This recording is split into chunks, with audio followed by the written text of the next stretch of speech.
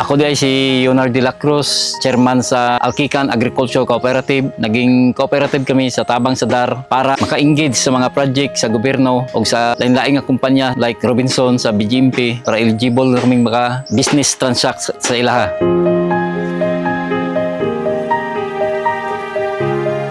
Isa sa nahatag sa Department of Agrarian Reform sa MOA nga nakatag yung dako ng impact sa among pangnegosyo mao ang IPAP, tong Enhanced Partnership Against Hunger and Poverty. Dako po nang natabang sa IPAP tungod kay dito nahasa mi kung paano magnegosasyon sa mga buyers nga sa Tabang Sadar. Nakabot yun na mo among gina-target na kuta o gula mi pakyas nga mag-deliver sa ilaha. Maong satisfy yun among mga kliyente, ma-order sa mo permente kay kain-kain na mo i-handle ang mga business nga mga transaction iatas na sa MOA. Sa tabang pod sa PAP, para mas mapadali ang transaksyon na mo sa BGMP o sa mga malls, kitagaan mi sa DAR sa isa ka 1 unit 4x4 Mazda Bongo. Dako yun kayo ng natabang sa MOA kay para mapaspas ang mong mobility.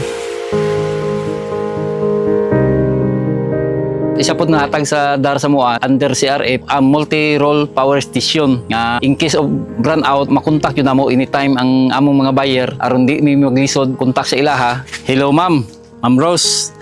Coming na po yung delivery po natin, ma'am. Order nyo po, kompleto po, ma'am. Makarating po kami on time, mga before 2 o'clock.